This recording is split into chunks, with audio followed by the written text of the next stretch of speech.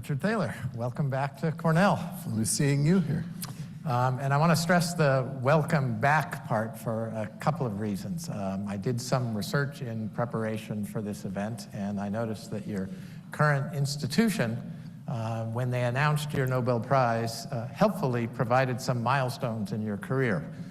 For example, milestone number 1, BA in Economics from Case Western Reserve in 1967. Milestone number 2, PhD from the University of Rochester in 1974. Milestone number 3, joined the faculty at Chicago Booth in 1995. No mention of Cornell at all. A time that I think may have been instrumental in developing your thinking that ultimately led to the Nobel Prize. And such an omission, I think, would stand out anywhere. But in Ithaca, a town that owes its very name to one of the great homecomings in classical literature, it really sort of sticks there.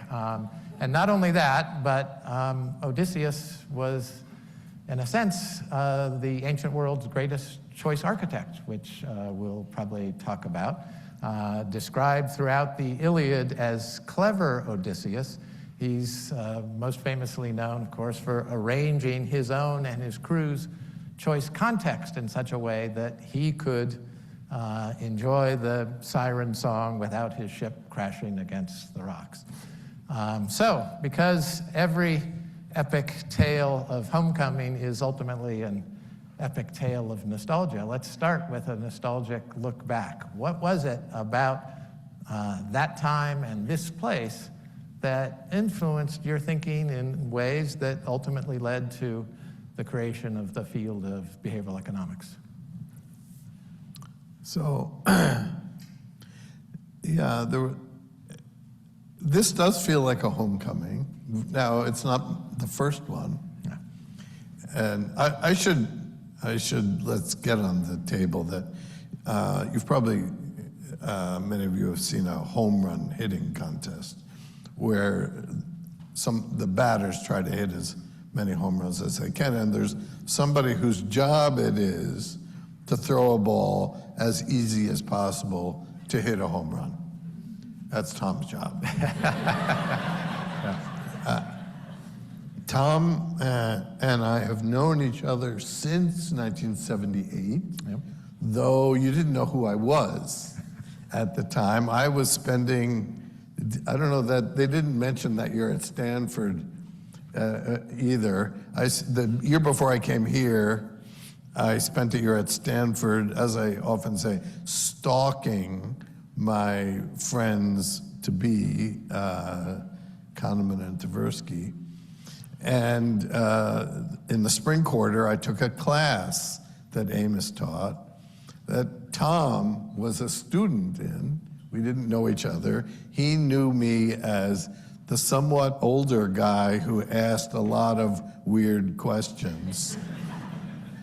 And did so with just this very enviable self-assurance. Like, who is that? He's not another, I didn't know, I knew all the faculty, you weren't one of them. I was a first-year student, and I thought I knew all the graduate students. I don't think you were one of them. Who is this guy? I asked around, nobody knew, but you just seemed so comfortable asking questions that seemed unfathomable to a first-year graduate student. Yeah, so then when we officially met was in a dark movie theater. Somewhere over near Triphammer Mall, I think, and Chariots of Fire, right? And I was talking to my friend Tom Russell, who had just started teaching a class I had started teaching here, and he said, gee, your syllabus has a lot of Kahneman and Tversky in it. And I said, well, I took this seminar from Tversky when I was at Stanford, at which point the guy sitting behind me says, yeah, I was in that class too. And yeah, that's when we met. So, you know, I think that that passage from my book gets it right, that this was this was a good place for me. It was a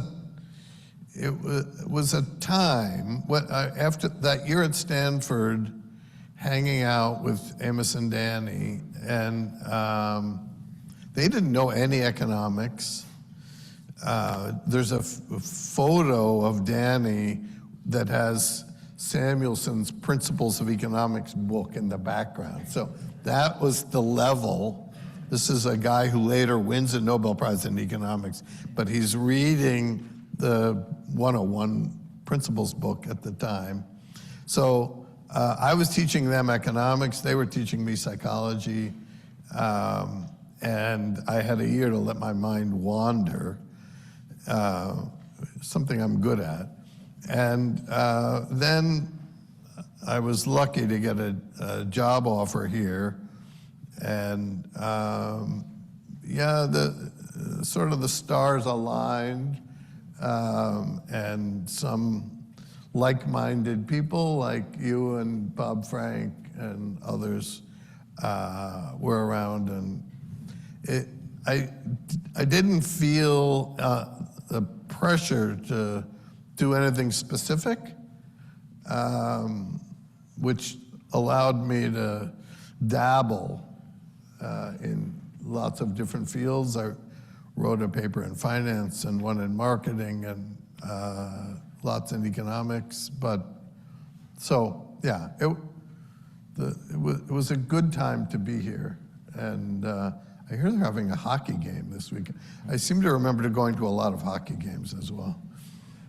One of the, of course, it feels funny to be saying this to you, but one of the signature findings in the field of judgment and decision-making and behavioral economics is you can ask the same question in slightly different ways, and the mind gets channeled differently, and so it highlights different things. So I want to essentially ask the same question differently by engaging in a little counterfactual history.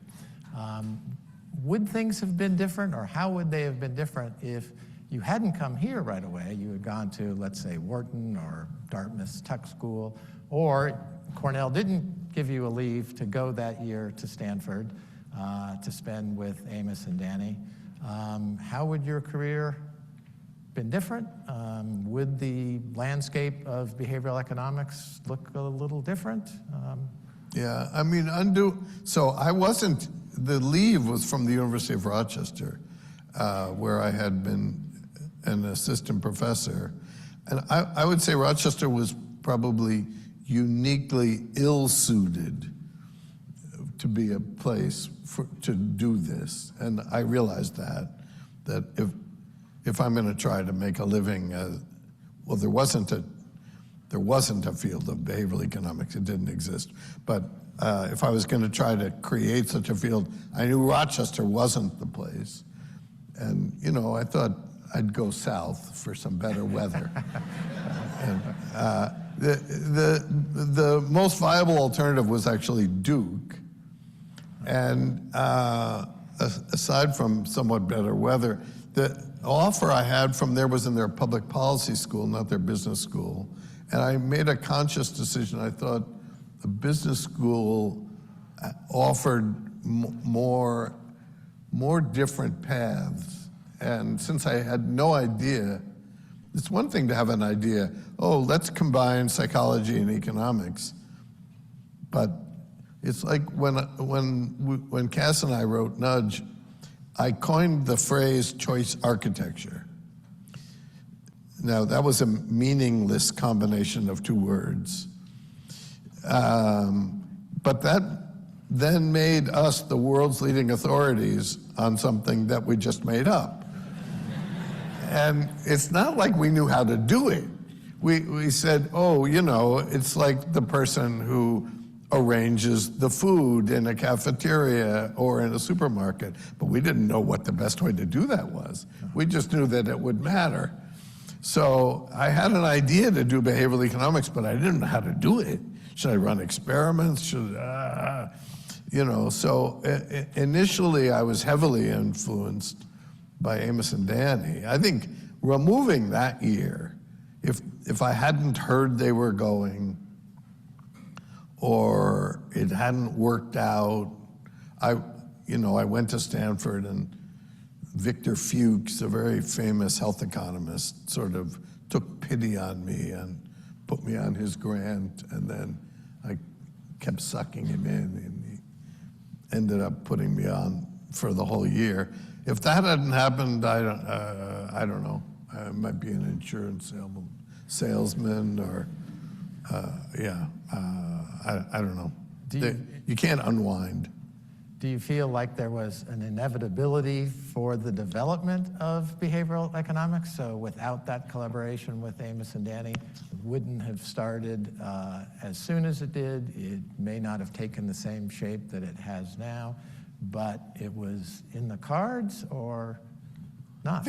I think something was in the cards, but like if you look, and I don't want to go into this because it's very much in the weeds, but if you look at what's going on in behavioral economics now, there are a lot of paths that I find not particularly interesting and not very behavioral.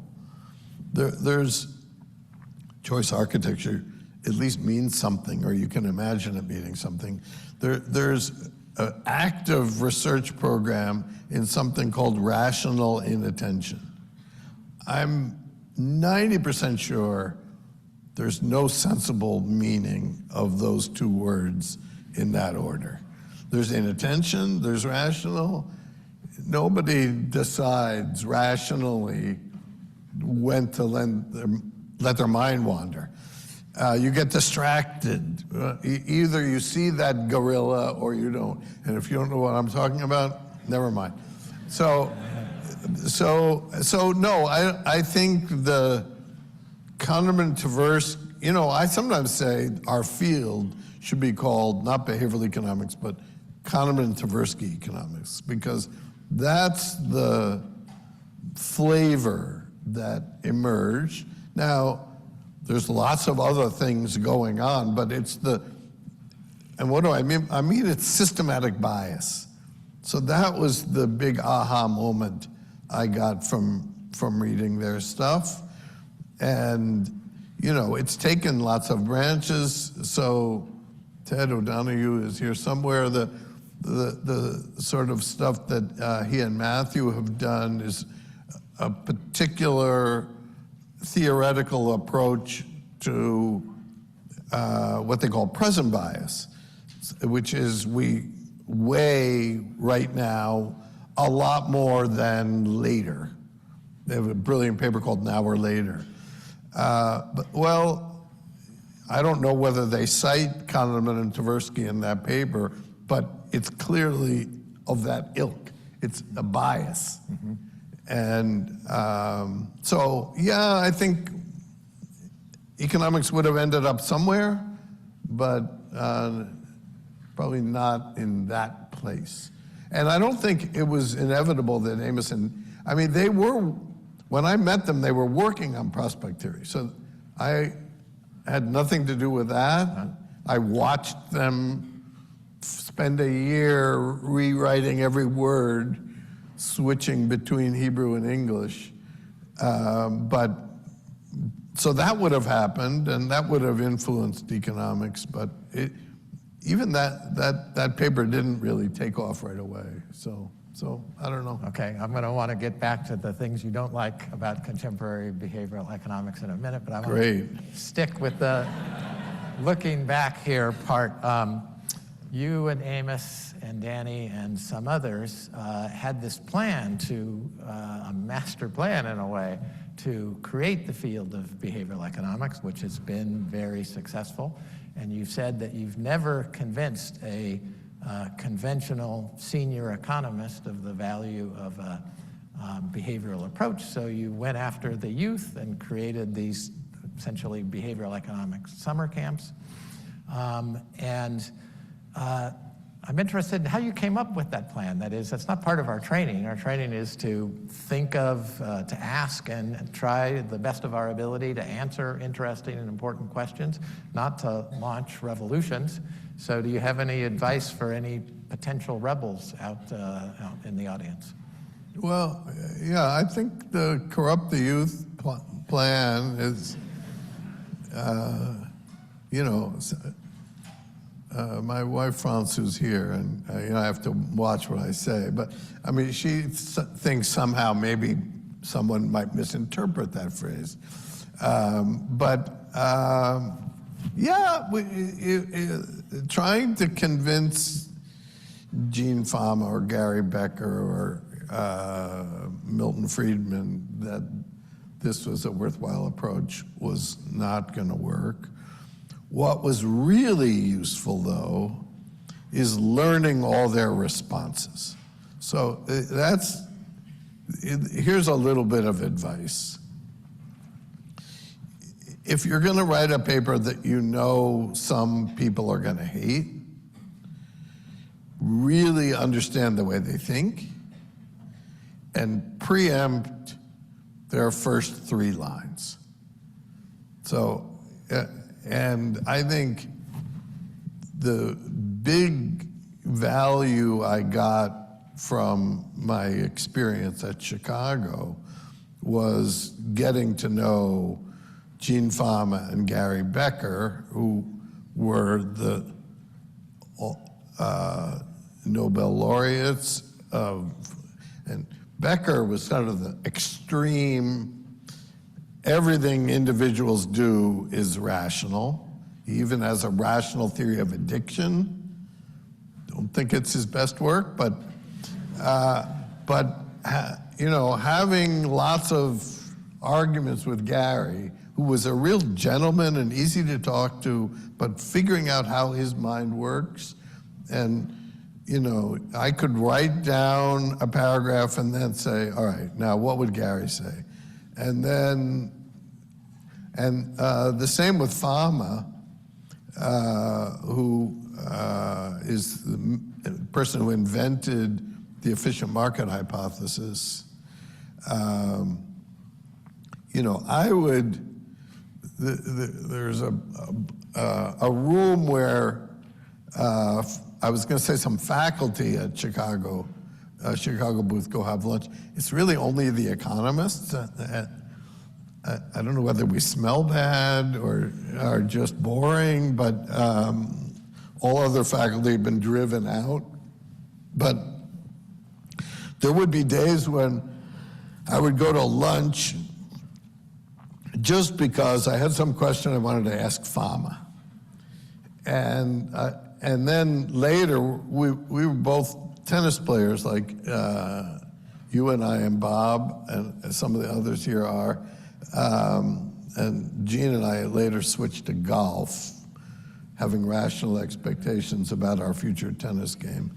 And so I would continue these with Gene, and getting the opportunity to ask your intellectual enemy, and I should say I'm on very good terms with these people and still play golf with Gene when I can.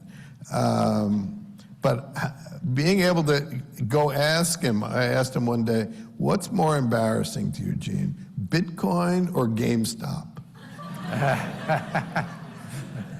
And we'll take a vote. How many people think he said Bitcoin? How about GameStop? F. Wow. Bitcoin, he said, Bitcoin shouldn't exist. GameStop, he basically put in the category of annoying Thaler anecdotes. That you know, it's a small cap stock, and yeah, the price is too high. I won't go into my Fama imitation, but so yeah, I think learning how your intellectual adversaries think, and what their immediate responses are going to be, is really valuable. And then finding young people, you know, corrupt the youth is not exactly. I mean, there are many corrupted youths that are not that young anymore, including Dean Shu, that have fall under my evil influence. But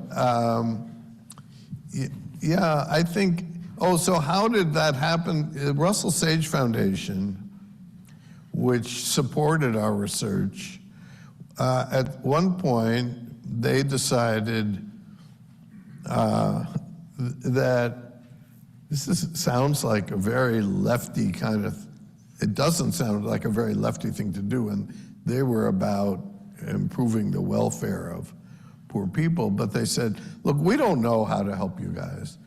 Here's a small pot of money, do what you think is right.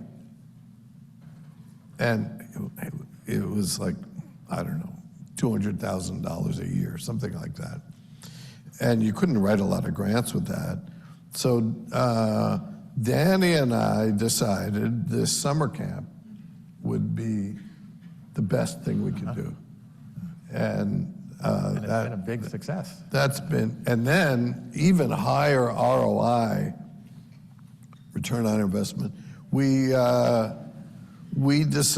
started giving tiny grants to grad students, like $2,000. It's probably up to 5 or 10 now, but tiny grants, 2-page application. One faculty member somewhere read them and said yes or no, and they got a check. And I mean, I challenge you to find a research funding program that led to more than that. So that's what we did. The summer camp was a lot of fun.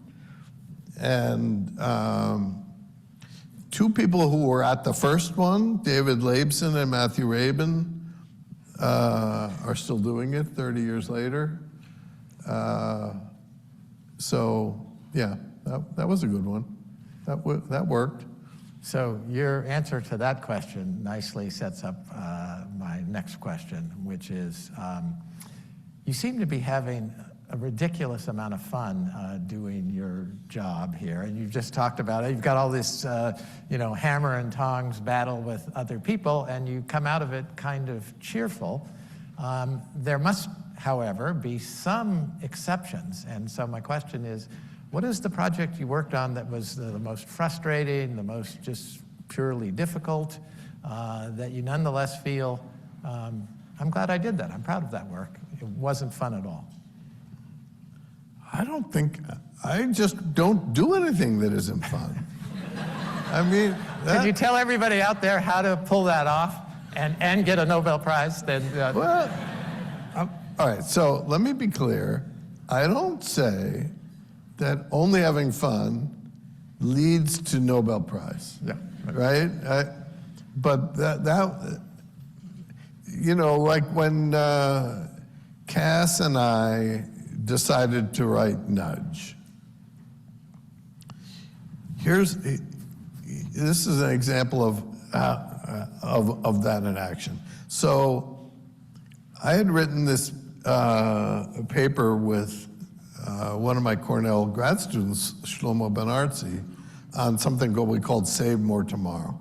And the idea was we wanted to help people save more for retirement, and so we would invite them to increase their savings contributions next year when they get a raise, because we all have more self-control later. That's the now and later, right? So I'm planning to go on a strict diet, but not tonight when I'm having dinner with my old friends. So that program, we tripled savings in some company. And I gave a talk on it at Chicago, and there's one of the economists there was the discussant, and he was doing a lot of sputtering. But at the end of his sputter, he said, but this seems like paternalism.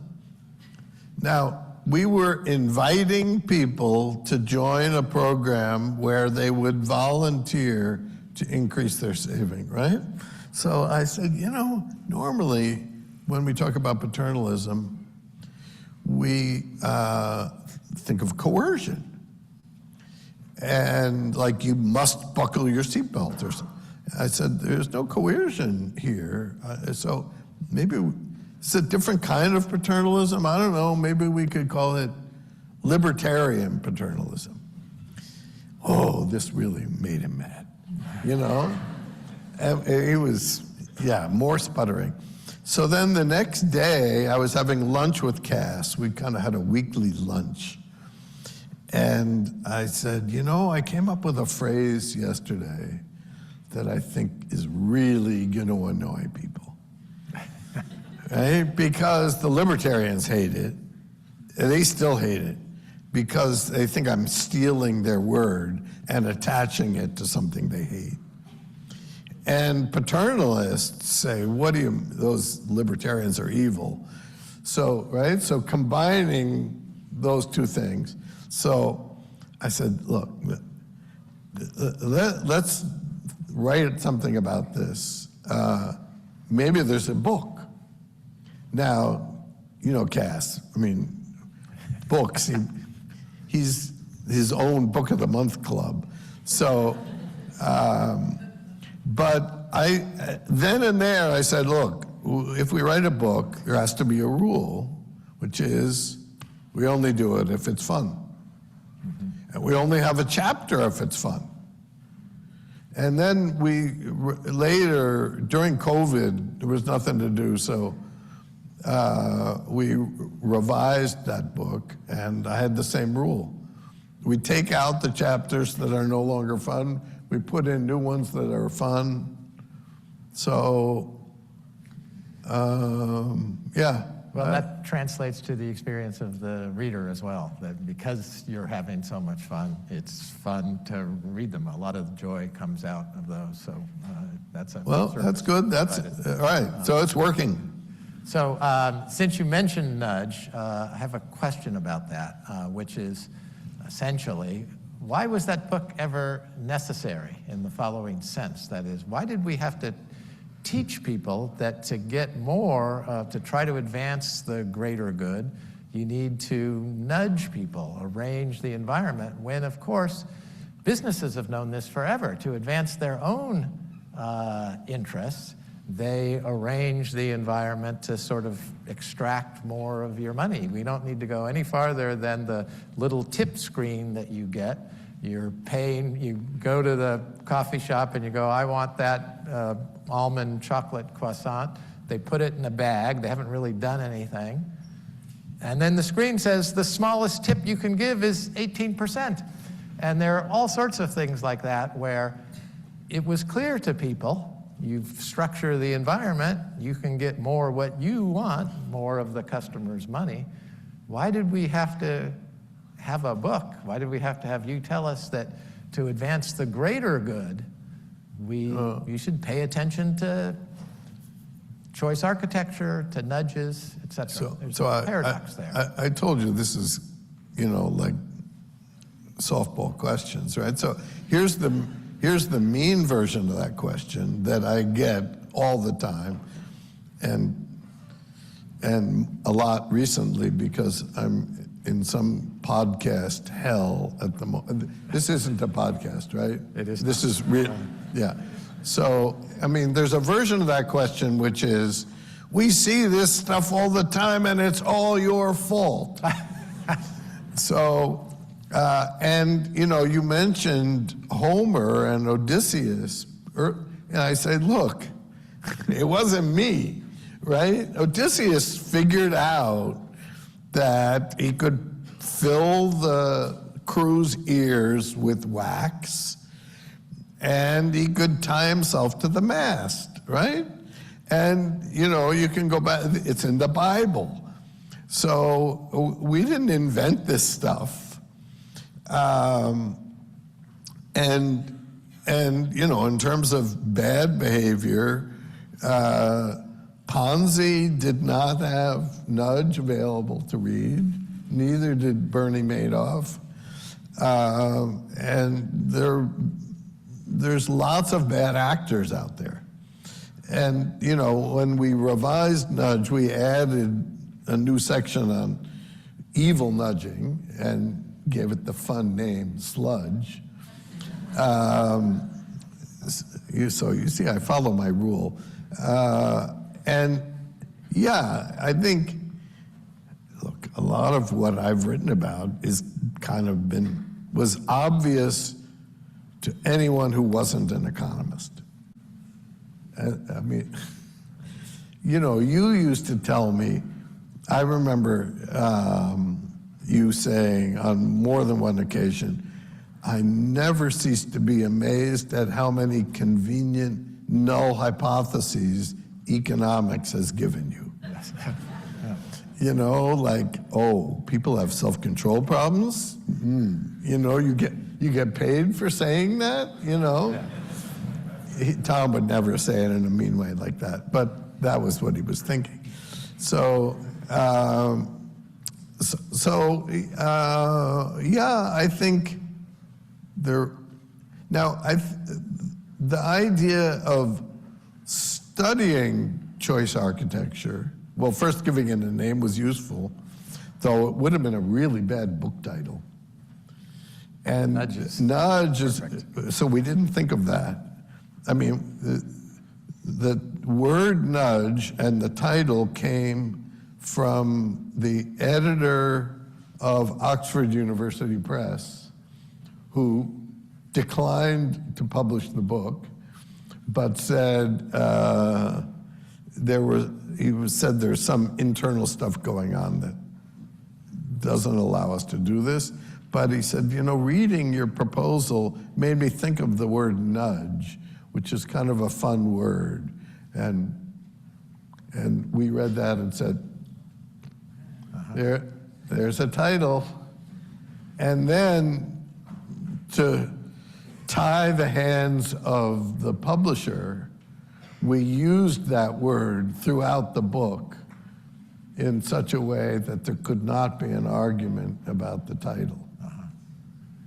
I have a different answer to my question. I'd love to hear your response to it. The reason I think we have to teach people about nudging to advance the greater good is all about, as you know, the fundamental attribution error.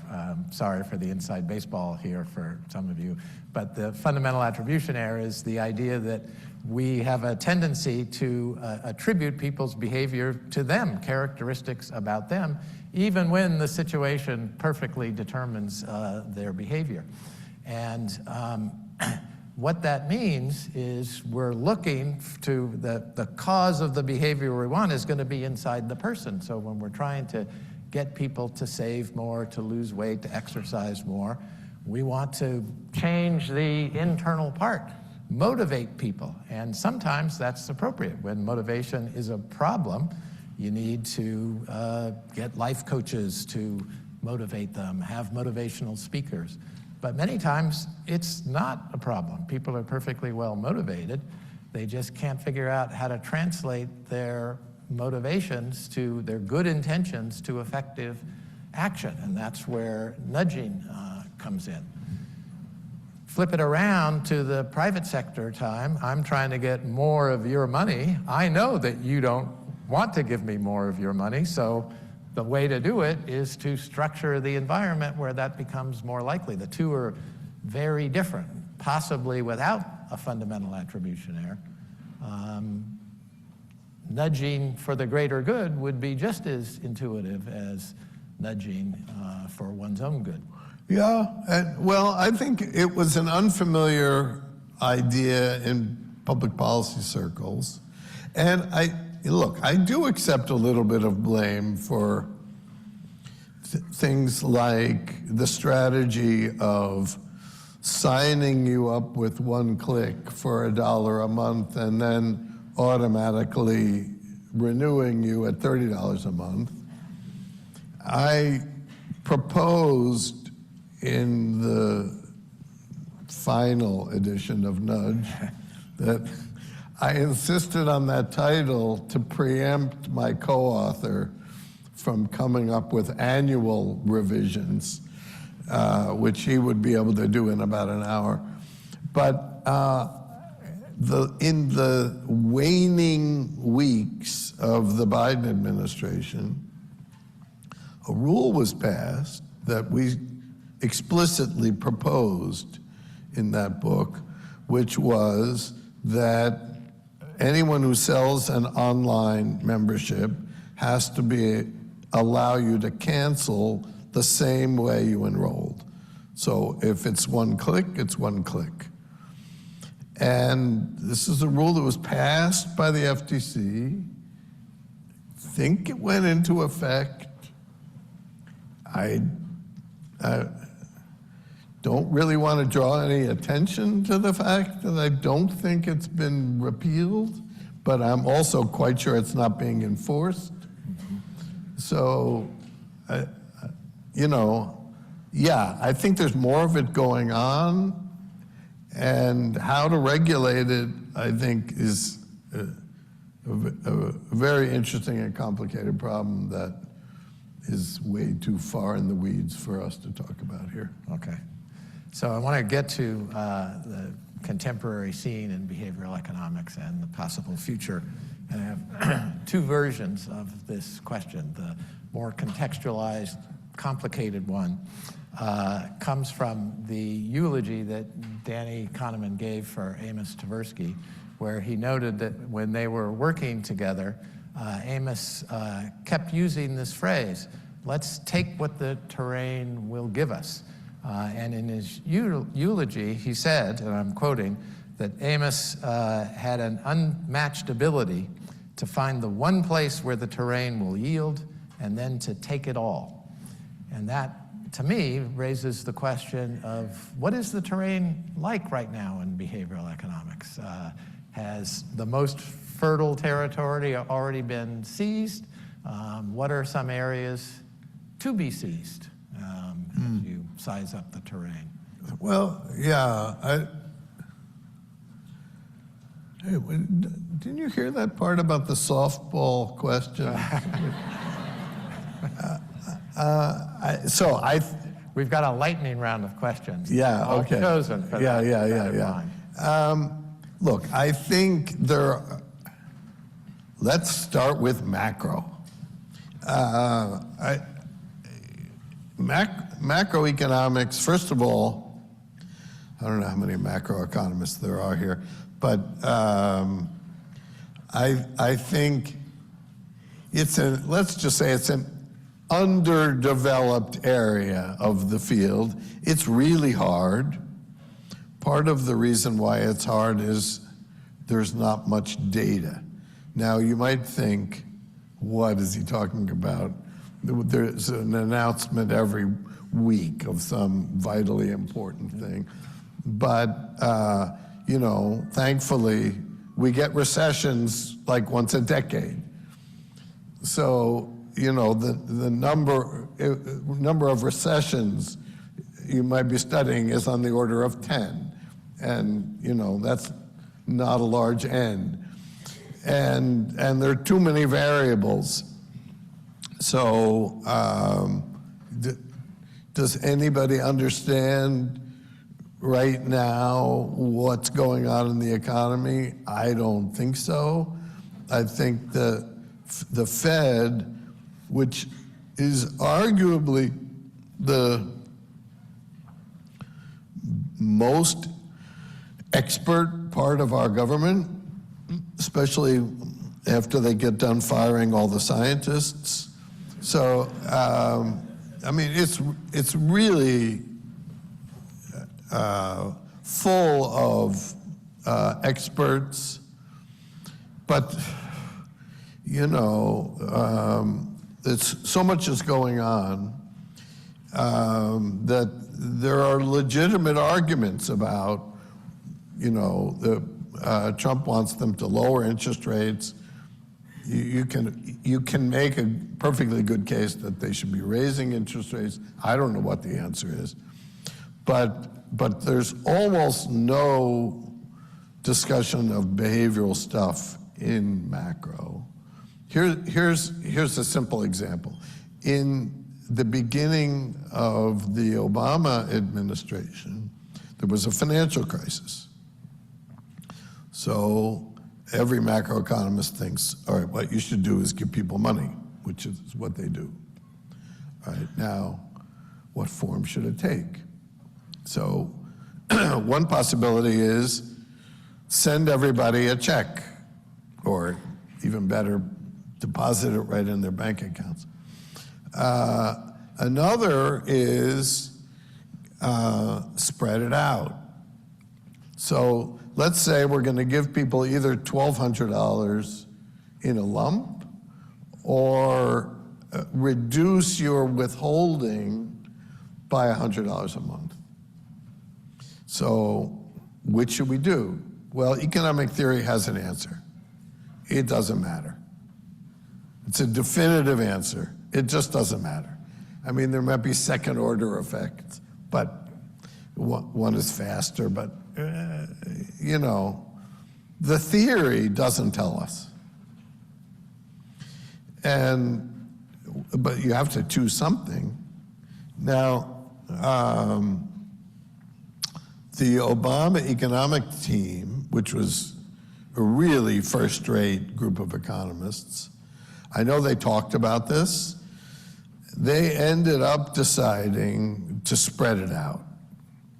And the argument for doing it that way is if you give people a lump, they're more likely to save it or pay off debt. Like if you study what people do when they get their tax refunds, and the average household gets $3,000 tax refund, which of course in and of itself is an anomaly. Why are people loaning money to the government? So the argument was spread it out because most of the population is living more or less hand to mouth. And so if they run out of money later in the month, they'll spend more. So that's what they did. And notice that's kind of based on them not noticing anything, except that they haven't run out of money yet. When Trump had a similar opportunity,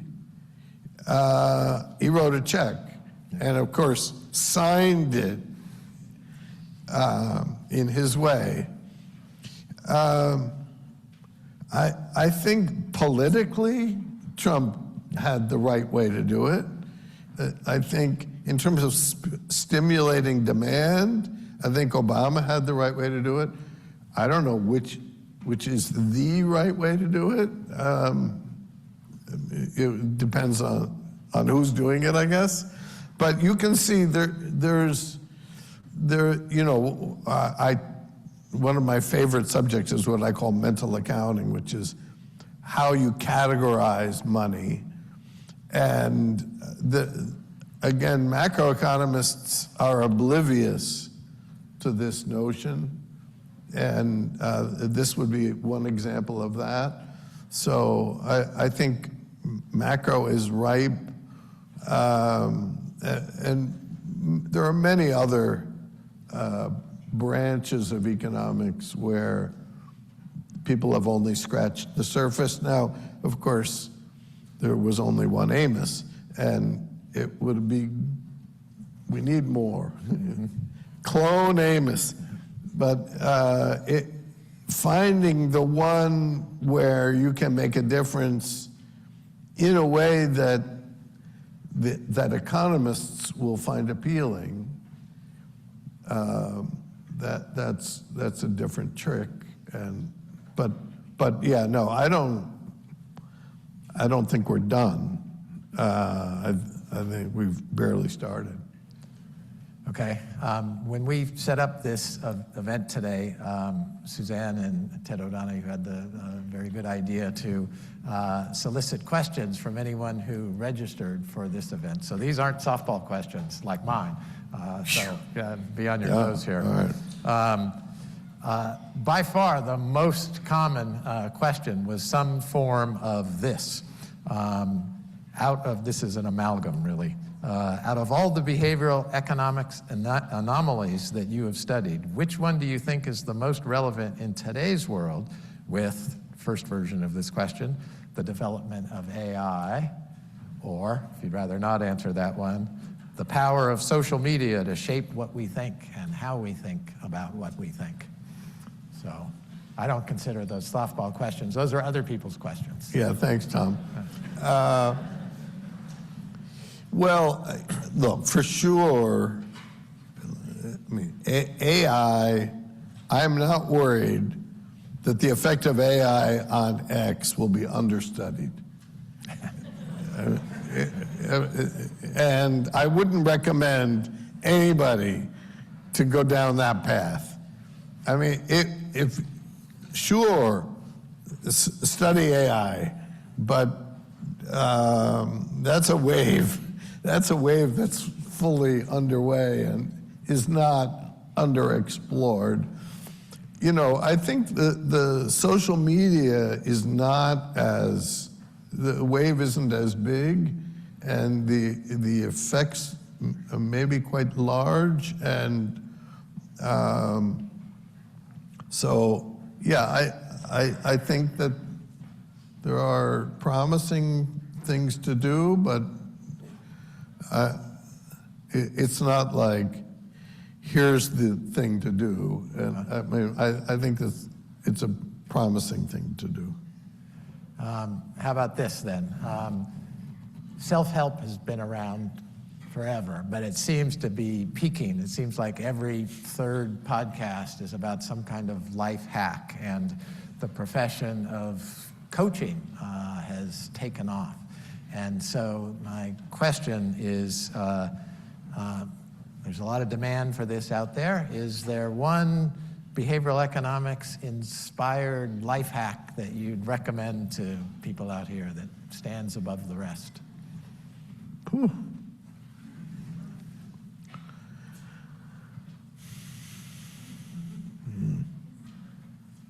Make it fun.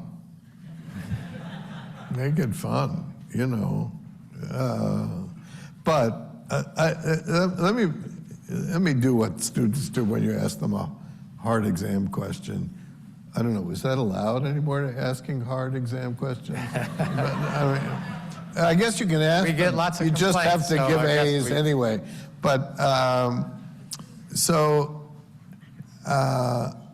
I do think that we all need more coaching. And, you know, we had the greatest tennis coach of all time. There's some of us still around who used to hit with Eddie Moylan. He was the tennis coach at Cornell, tennis and squash for a long time, and then would hit with hackers like us. And but there's, you know, and you know, I've made use of the world's greatest clinical therapist.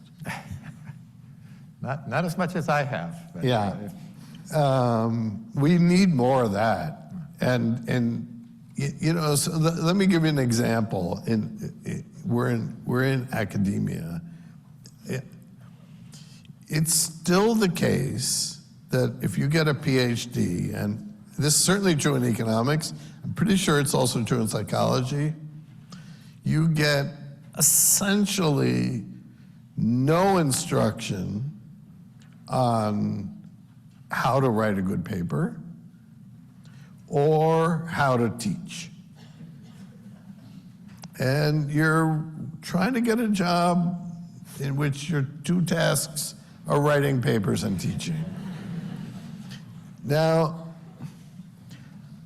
I'm pretty sure that's too little, you know. Some of my grad students are here, and we would, you know, Suzanne may take me to task later, but we would talk about what makes a good paper and what makes a bad paper. No, don't. when Benarsi was here, he would come in with a list of 10 ideas, which is, by the way, a great approach. If you're going to talk to your advisor, here's what you shouldn't do. Work for 5 months on a project until you've screwed up your courage to go talk to your advisor. No. So what Benarsi would do is have like 10 ideas. And he'd go through, and I go, no, no, no, maybe, no, no, no. And then he would come back. So, but I didn't have a class on how to write a good paper. And I mean, I never taught one. I never took one. I've never heard of one. And it's hard to say what makes a good teacher, because I think it's so person specific. It's like, how to be a good tennis player? Well, get the ball back and then hit it where they ain't, right? But you know, if you take the 2 best tennis players in the world right now, Sinek and Alcaraz, they play completely differently. Or Federer and Rafa, are they playing the same sport? So it's not like there is the way to play tennis. You have to find the way that works best for you. I think that's really true in teaching. And again, you could use coaching, but it would be time consuming. You know, are you going to go sit in on how many 3-hour lectures of your students are you going to go and watch and say, you know, and you probably wouldn't even know what to say. You can, well, this isn't working. I noticed that half the class stopped coming after the second class, and so I think by now I've forgotten what the question was, but I could use some coaching on. The landscape is changing on that. At Cornell, there is the Center for Teaching Innovation, and faculty who want it can get instruction on how to write grants and possibly write papers as well. I think it's time for our real softball questions, the lightning round, okay? Okay. No. Where are my lightning round questions? So this is go with thinking fast, suppress the thinking slow part. On the back cover of your book, Malcolm Gladwell is quoted as saying, "If I had to be trapped in an elevator with any contemporary intellectual, I'd pick Richard Thaler." Who would you pick?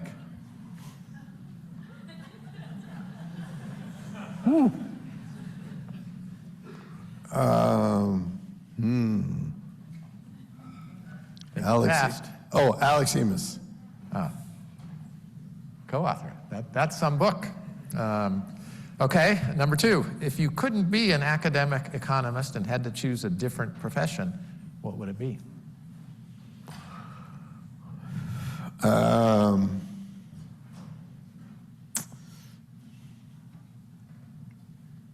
Pundit. That fits your skill set very well. Content free, but okay, this one may not be a cream puff question. What's your favorite paper of Tversky's that wasn't written with Kahneman, or your favorite paper of Kahneman's that wasn't written with Tversky? Well, with Amos, it has to either be similarity or elimination by aspects. I think the latter one wouldn't be a popular answer. Elimination by aspects is, suppose you have to choose from a wide array of options. Like you're moving to New York, you have to find an apartment. So what are you going to do? And here's what you won't do. You won't enter every apartment in the city into a spreadsheet, put weights, and pick the one that maximizes your utility. So the strategy Amos describes is you take the most important attribute, say the neighborhood, and okay, I want to be on the Lower West Side, and then, all right, next, well, it has to fit my budget, so under $50,000 a month, and then it has to have 2 bedrooms and so forth and so on. So I think that's a really brilliant paper that isn't with Danny.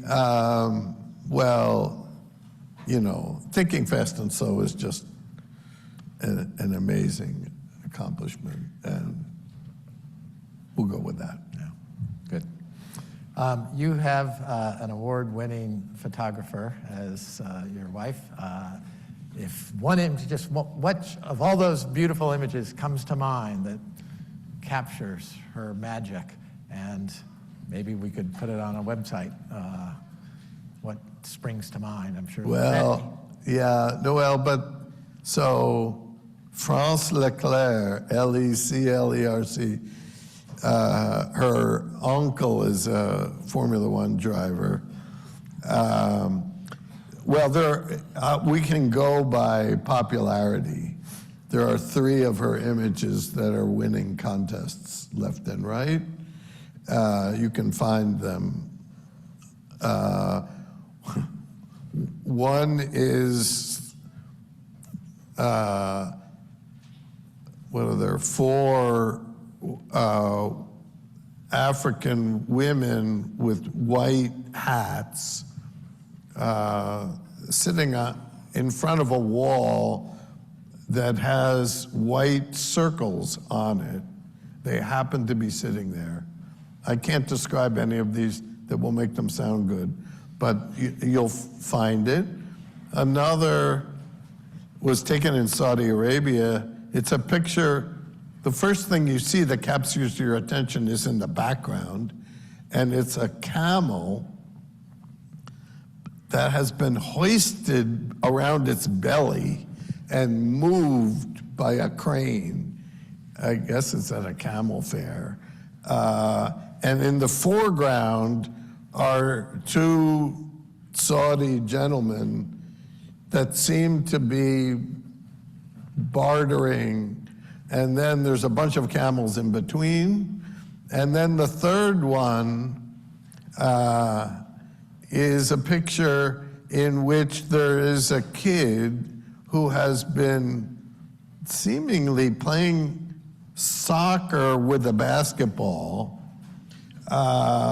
and he's in the background, and there's an elderly woman sitting on the front stoop that is about to be struck by that ball. It's like this far from her nose, and the kid has got wide eye.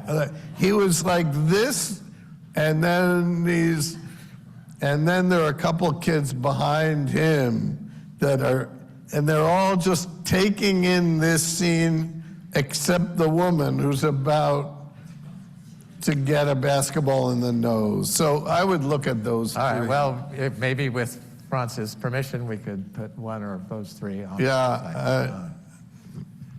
Okay, I'd like to end the way a prominent podcast ends, as Recla always ends his show by saying, always our final question, what are 3 books that you recommend to the audience? Since this is in part a book event of yours, what are 2 other books that you recommend to the audience?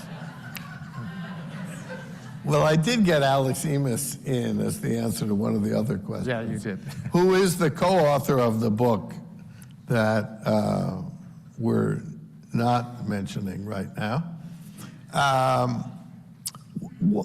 One book is Michael Lewis's amazing book about Amos and Danny called The Undoing Project. Michael is a good friend of mine. He lives in Berkeley, and Franz and I spend half our time there. when he wrote Moneyball, he and I met, and I said, you know, Moneyball is really a behavioral economics book. One part of economics that deserves more attention is misbehaving by firms. And that's what Moneyball is about. It's about teams not optimizing, bunting too much in baseball, not enough three-point shots, too much bunting. So various conversations he and I had after that. He started reading Amos and Danny, and then he tells me, I'm going to write a book about Amos and Danny. I said, that, Michael, is the dumbest idea I've ever, what are you going to, they're, you know, these two guys who sit in a room arguing, there's no action there. He's a good writer, though. And it's an amazing book, and it's amazing somebody could write a book about two intellectuals arguing. And it's a sneaky way of learning about the field of judgment and decision-making. It's a little bit like finishing Ron Chernow's Hamilton biography and saying, there's a hip-hop musical in somewhere. Right. It's like, what? Yeah, I would have had that idea. It's really a lot like that. If somebody says, oh, I'm going to make a rap musical about Hamilton. Yeah, right, good luck with that. So, but you better be as talented as Lin-Manuel or Michael Lewis to pull off that unlikely thing. There's a book called Breakneck by a guy called Dan Wang. It's a new book. He's born in China, parents moved to Canada, and then eventually the US. So he's bilingual. It's a book about, here's his theory of the world. China is run by engineers, so they're good at building stuff. The US is run by lawyers, so we're good at not building stuff. I think it's a fascinating proposal. There's another thing in that book that he talks about process knowledge. So how did China get to be that they're the place that can build everything? And you know that fact explains a lot of what's going on in the world, right? And I don't know that he explains everything, but I think it asks a lot of questions. And I should say that this recommendation is based on only having finished about half of it, but it's causing me to think a lot. And the third book, I'll recommend a classic that doesn't get the attention that it deserves. Let's see, what was the name of it again? Oh yeah, How We Know What Is It. Hey, this is the classic talk show guest and the host. They then each other's things. So exactly. That's a good way to end. Thank you, Richard, for coming back to visit us, and thanks all of you.